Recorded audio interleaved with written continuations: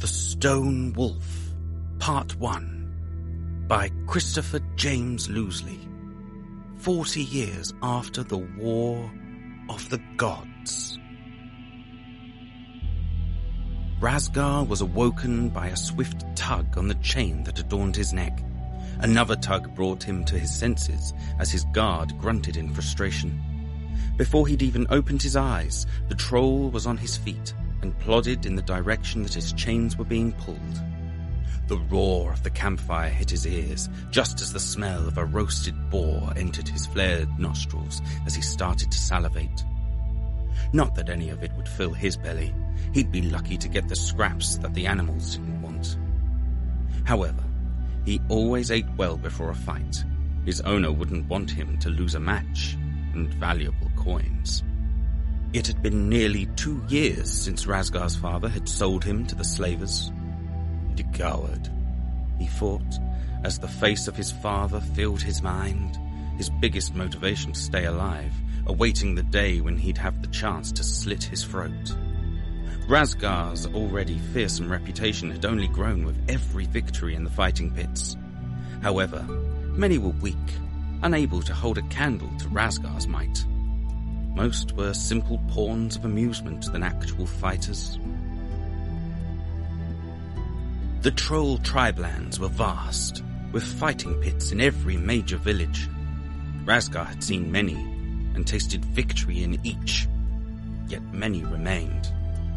Not many fighters lived to see their freedom, but there are a few who managed to achieve such a goal. One made his owner rich enough to retire on. One was so efficient that her matches would last only seconds, with little spectacle to be had. This bored the crowd, but such talent couldn't go to waste, so her owner employed her as his bodyguard instead. However, these ones had been in their master's services for many years before their toil had paid off, and many thousands had fought and died in the pits for centuries, clinging to lofty dreams of freedom. But Razgar was mighty. There could be no doubt that he would achieve his goal. "Get in the cart, slave!" sounded a voice behind him, knocking him out of his thoughts. The voice came from the slave master Tanjin, a troll of Razgar's own tribe and friend of his treacherous father. Razgar grit his teeth, holding in all manner of curses and insults. There was no way this one would ever let him go willingly. Without protest, he climbed into the barely functional cart, pulled by 2 stone wolves, which had been granted to the tribe by the goddess Azin. Razgar's tribe was once the most feared and respected tribe because of these stone beasts, but few remained, due to his father's recklessness. The few that survived were nothing more than glorified pets. As he leaned back in the cart, Razgar found himself assaulted on all sides by 1,000 tiny splinters, as he sought to avoid the dozens of rusty nails that he nicked himself on time and time again. They were nearly upon their destination, the powerful Bleeding Mountain tribe, a reclusive people, but fierce and dangerous.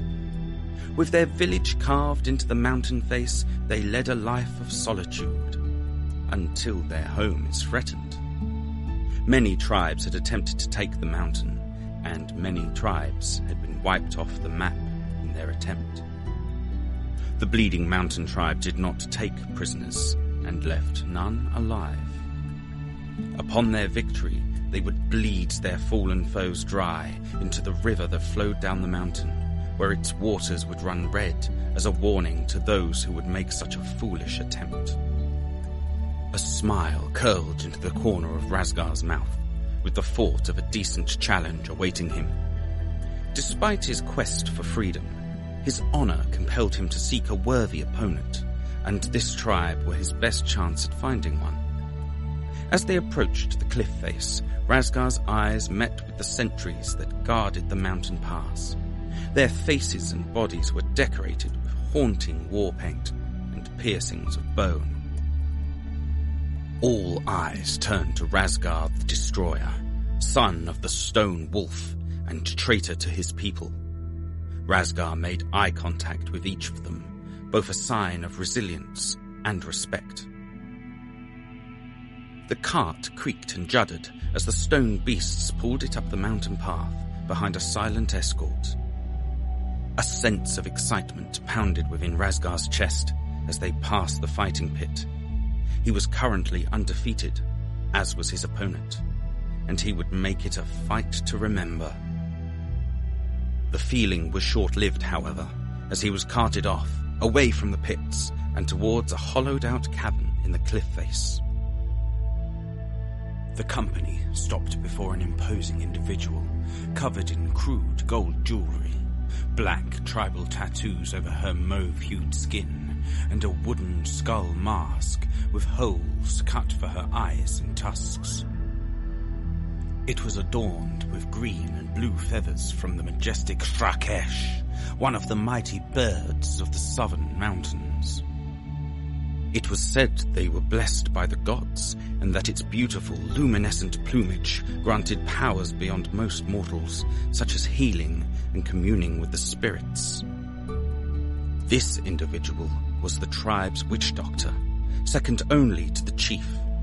Razgar immediately locked eyes with her, where he received a firm but respectful nod, to which he returned in kind. Tanjin was not pleased that he had been ignored in favor of a slave, and sought to rectify such a transgression. Noble Marik, it is an honor to be received into your tribe, he said, bowing low. Please allow me to offer my tribute to Chief Gornash for your hospitality. However, much to his annoyance, Marik was still preoccupied with Razgar and glided straight past with a slight growl sounding under Tanjin's breath, with the embarrassment of being ignored in front of those who served him. Razgar, son of Razen. Your victories have almost become legend within the nearby tribes. Your victories have proved worthy of my attention. I hope you can put up more of a challenge to our champion than the last pitiful warrior that this cockroach brought with him. Marik said, her eyes looking down upon Tanjin, with a thick disdain in her voice and eyes. Tanjin convulsed in anger, barely containing himself, knowing it was unwise to offend such a fierce tribe. Marik's eyes rested back on Razgar, patiently awaiting a reply. Your words be kind, esteemed Marik. I will do my best to honor your tribe by not killing your champion too quickly, Razgar replied, prompting a short chuckle from Marik and a look of disgust from Tanjin. I look forward to it, Stone Wolf. Now, come, we need to perform the rites of the tribe before I prepare you for the fight. Despite Marik's face being obscured, Razgar could sense a smile from behind the mask, but a look of confusion scrunched up his expression as he raised an eyebrow. However, Tanjin replied first, with frustrated haste. The sacred combat rights of my people be denied to him the moment that Maggot became a slave. I will not allow such heresy to stain my chief's name, Tanjin snapped, standing between Marik and the cart. Fire flared in the troll's eyes, yet Marik's eyes were as cold as the winter snows. You'll be showing much arrogance to be standing in my way. Slave or not, he is the son of a chieftain, and will be afforded the respect that comes with that. Do not forget your place, slaver. Marik threatened as Tanjin growled with suppressed rage, quietly sinking into silence. The corner of Razgar's mouth curled into a smug grin as he stepped out of the cart, in naught but a loincloth, and followed Marik as he was bidden. In a small alcove within the mountain, Razgar was bathed in a concoction of oil, blood, and goat's milk, each being believed to give strength to warriors. The process was slow, deliberate, as he was carefully dabbed by 3 attendants, whilst Marik chanted amongst the smoke of incense in a tongue that Razgar did not recognize. His light blue skin was adorned with the symbols of his people and of his accomplishments, of his bravery and might. Special care was taken over these areas, as a sign of respect. It had been a long time since these sacred rites had been afforded to him. Despite his reputation, most tribes saw nothing more than a slave.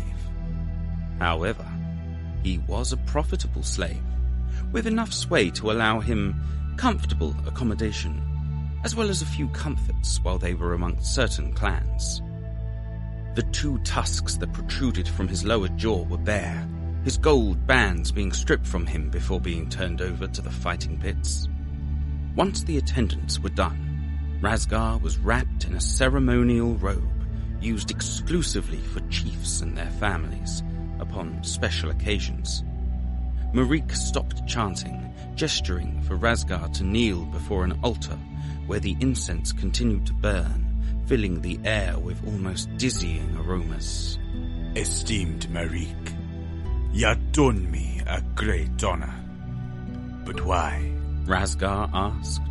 Marik's expression could not be seen behind the mask, but Razgar could feel the suspicious raising of an eyebrow as the witch doctor looked down upon him. I assume I am the first to offer the sacred rituals. Marik answered, with Razgar nodding. Me be a great warrior, and your victories alone should allow for respect. But I have many reasons to extend hospitality. Slave or not, you be the son of a chief, and for 200 years your name be overtaken your father. There be no mystery why Razgar wanted you out of the way. This be why I grant you these rights. Your father be arrogant and reckless, filled with lust for power. He be no friend of the Bleeding Mountain tribe. But you, if you somehow survive long enough to earn your freedom, remember old Marik, and know you have allies here. Marik bowed, with Razgar thumping a fist on his chest, with a smile on his face. But truth be told, your treatment doesn't come without a hint of self-indulgence. Anything to silence that snivelling mongrel Tanjin.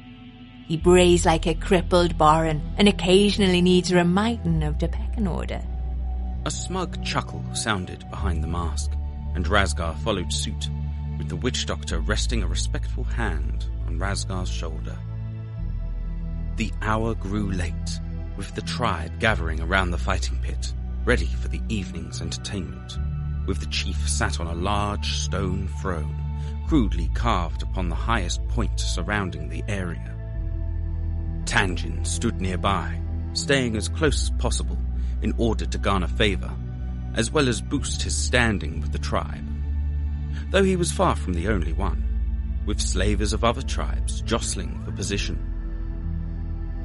After a feast fit for the goddess Azin herself, Razgar stood at the head of the rabble of slaves, ready to scratch another bloody mark into the realm.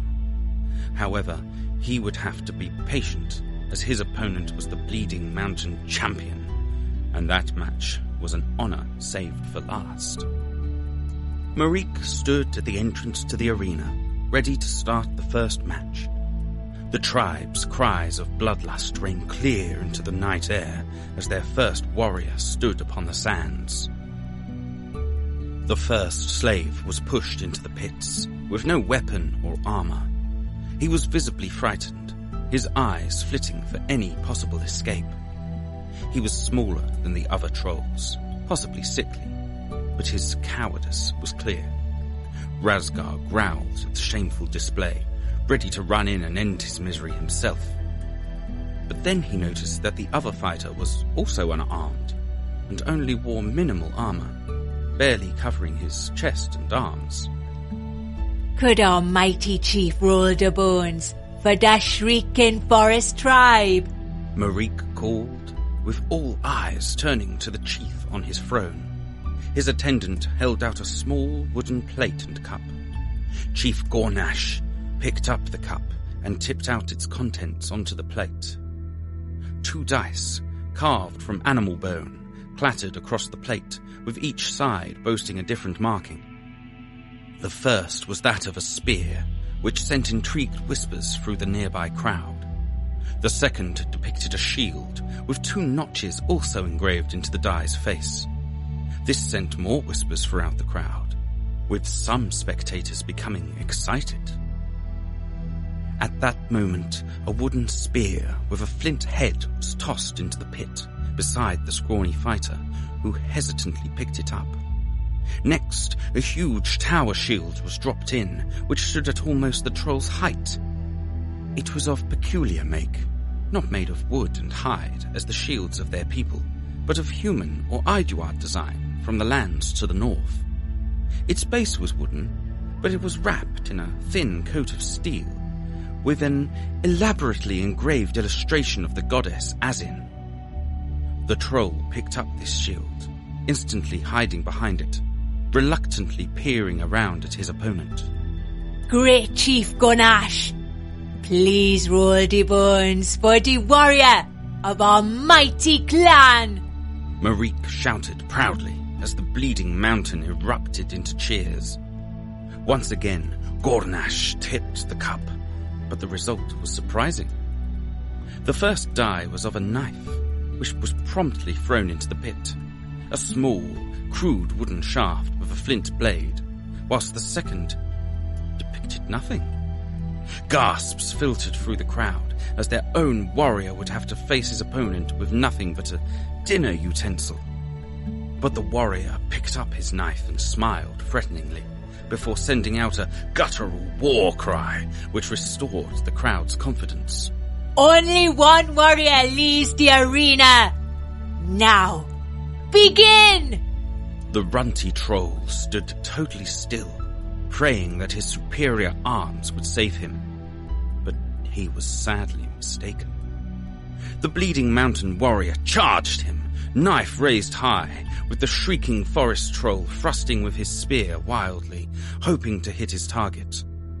However, the mountain troll was experienced and dodged the strikes with ease before knocking the weapon out of his opponent's hand whilst cleaving a great gash up his arm. The shield was not long behind as the mountain troll kicked at it with sinister glee, which finally toppled the forest troll. The coward knew he'd lost, but also knew that he wasn't leaving with his life. With no other option, he rolled the shield on top of him in a last effort to defend himself. However, troll combat was brutal at the best of times. The bleeding mountain warrior leapt onto the shield, crushing his opponent in the sands. Again and again the warrior jumped as screams of agony seeped out between cracks of bone and the tearing of flesh, until the noise stopped, leaving the arena in silence. The booming cheers followed quickly as the victor celebrated his win and the loser's body was dragged out of the pit, a trail of blood following behind. Razgar shook his head at the pitiful mess being dragged out of the arena and looked to Marique, who was quietly chuckling to herself. What be the point of entering this pathetic offerings? There be no honor in victory against these whelps, and no coin either, Razgar said, which was followed by a scoff from Marique. You think victory is the only way to make coin? Most of these slavers don't represent their tribe. They buy their stock from the other clans, taking slaves prisoners the weak or sickly. Some don't even pay. They be given freely just to get them out of the tribe. The slavers be paid, not just for victories, but for how many matches they can provide. There'll never be shortage of dishonored trolls to quench the crowd's need for blood. Marique let out another chuckle, leaving Razgar in a state of dissatisfied understanding and a need to change the subject. Do all the fights leave the weapons to chance? He asked, with Marique giving a non-committal gesture as she stared up at her chief. Our champion is no longer a slave. He will use his own armor and weapons as his right as a free troll, which he has earned through countless victories. But, like you, he sees honor in combat and allows his opponent to choose their weapon if they wish. Would you like to voice your preference now? Marique asked, leaning in with wide, expecting eyes, but Razgar shook his head. Nah, man. I be defeating your champion with whatever the bones decide. A grin washed over Razgar's face, strong and confident. May Asin's blessing be placed upon you, Marique replied, bowing low, with Razgar chuckling at the thought. Asin be long gone, witch doctor, and her blessings be dried up long before that. Razgar responded dryly as he looked down upon the still bowing Marique, who gave naught but a nod before straightening up, ready to announce the next match. After 9 more fights, the crowd still howled for more. Unsurprisingly, the Bleeding Mountain Gladiators overwhelmingly dominated the arena, with only 2 falling to the outsiders. One had poor luck with the bones, giving his opponent the edge, and one was barely outmatched by a warrior from the Blackfire tribe. But now was Razgar's time, his chance to show his mastery of combat against a worthy foe.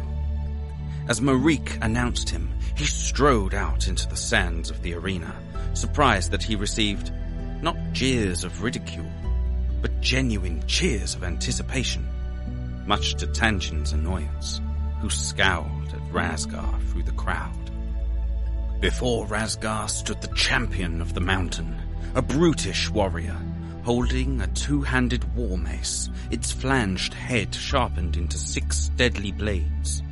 His armor was far more elaborately crafted than any other troll he'd met in the arena. Leather covered him, head to toe, with thick, well-crafted designs of the Iduard in the north. His pauldrons were emblazoned with silver dragons, his breastplate decorated with their golden flames.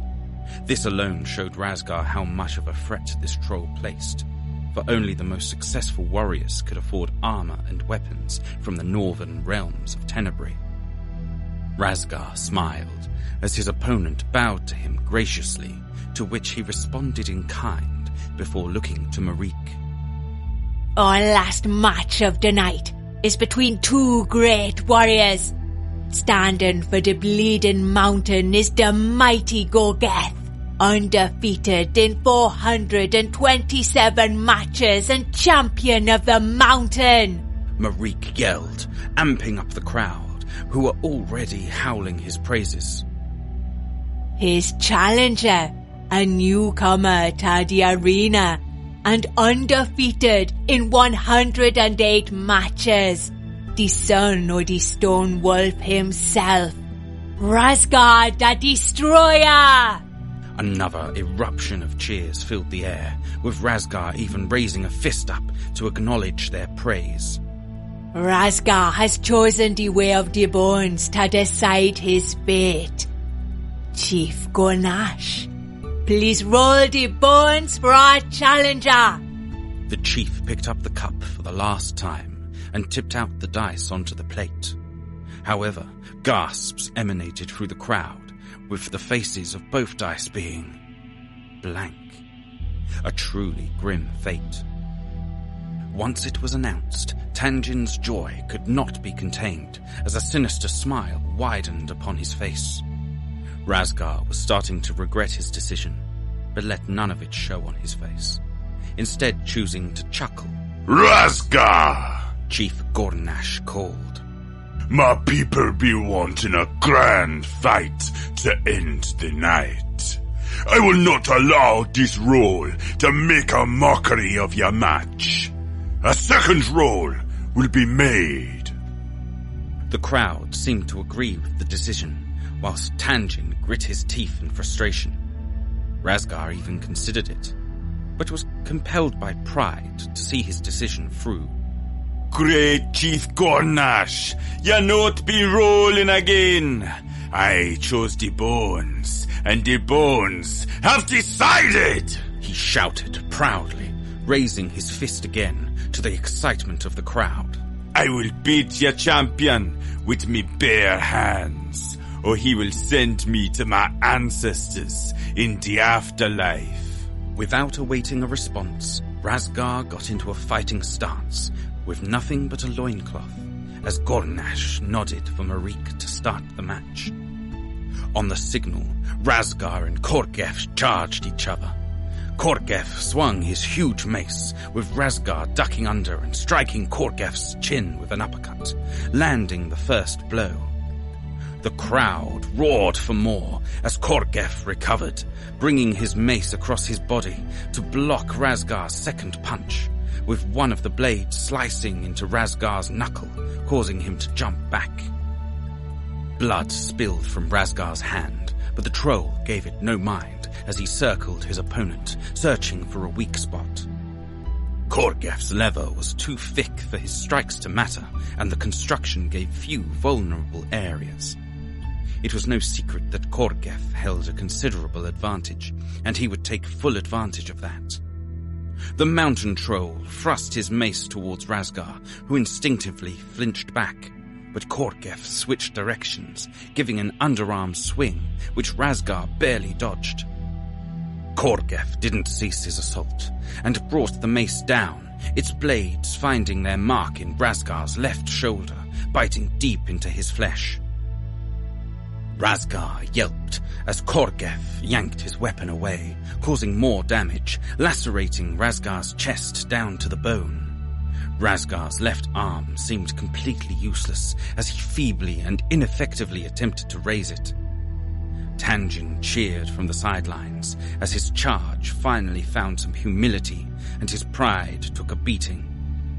In excruciating pain, Razgar shuffled back in the sand as Korgef stood ready to attack once again. Korgef took a huge sweeping strike in front of him, which Razgar still managed to dodge quite easily, but he could not deny to himself that his speed had been hampered. He also knew that he could not take another blow like that, and pushed his eyes and mind into finding that one weakness. But as Korgef wound up a mighty overhead swing, Razgar found it. As quick as he could, Razgar charged at Korgef and, with his right hand, swung deep into the pit of his arm with as much force as he could. The strike was strong, as a sickening crunch confirmed Korgef's dislocated shoulder, forcing him to let go of his mace with his right hand, and losing all momentum with the swing. But Razgar was not going to stop there, and to everyone's surprise, up came his left elbow, straight into Korgef's chin, knocking him back with the mace falling to his side. With the element of surprise, Razgar swung around and cracked Korgef across the knuckles, allowing him to repossess the troll's mace. Now, with a weapon in hand, Razgar grinned as he swung the mace straight at Korgef's chest, knocking him onto his back and lodging the blades deep into the leather.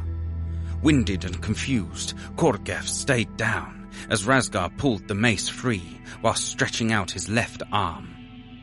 It be taking more than a few cuts to stop me, thing. I be Razgar, destroyer of clans, and my bloodlust is never quenched. Razgar yelled as he brought the mace down on Korgef, who closed his eyes, accepting his death. Then the pain came. He howled out in agony, but did not die. Before another surge of pain rushed through him. Confused, Korgef opened his eyes to see his mace sticking out of his right knee, his left already being shattered. Why do you mock me? Why you not take my life? I deserve my dignity in defeat, Korgef demanded angrily as the crowd waited with bated breath. I not be killing ya. Would be too much a waste. You can no longer fight me, and I claim my victory. But you can live to fight another day, Razgar stated commandingly as he pulled the mace from Korgef's flesh, dropping it beside him. The stone wolf looked to Chief Gornash, who nodded with respect as the crowd erupted for the last time. Once more, Razgar looked to Korgef and thumped his fist across his chest, with Korgef doing the same. As Korgeth was carried out of the arena, Razgar returned to Marik, who laughed as she shook her head. The witch doctor placed her hand on the stone wolf's good shoulder, whilst inspecting the wounds on the other. I got to admit, you be surprising me. Marik stated in a jocular tone. When the bones gave you nothing, I thought for sure you'd be dead. But I'm glad you're not. She continued, chortling away. How long before Korgeth be fighting again? Razgar asked, unfazed by Marik cleaning his wounds. You shattered both his knees and dislocated his shoulder. He be strong, but that's gonna take a few weeks to heal. Thank the Dark Lady that we not be as squishy as humans, Marik said, laughing, but Razgar growled. It not be Azin who blessed our kind with our regeneration, Razgar retorted, earning a cold glare from Marik. Don't be forgetting who abandoned us, and who it was who came to our aid. Azin may not be the one who made us, or gave us our abilities, but it's because of her that our people live. Marik replied firmly, with Razgar turning his gaze from the witch doctor's chilling mask and steely eyes. I be old Ickle Wolf, older than most trolls get to live, and I remember the dark times. Can you? Reluctantly, Razgar shook his head, still torn. However, Marik sighed as she finished bandaging Razgar's wounds. Well, at least you'll be back to normal in a couple of days, ready for your next match, Marik assured, her tone softening once again, with Razgar giving out a short, gruff laugh. You be forgetting Tanjin. He'll be getting me back in the pits tomorrow if he could. The pair shared a laugh as Razgar thought of what awaited him next and who the next challenge would come from. But I be ready, and I be earning my freedom.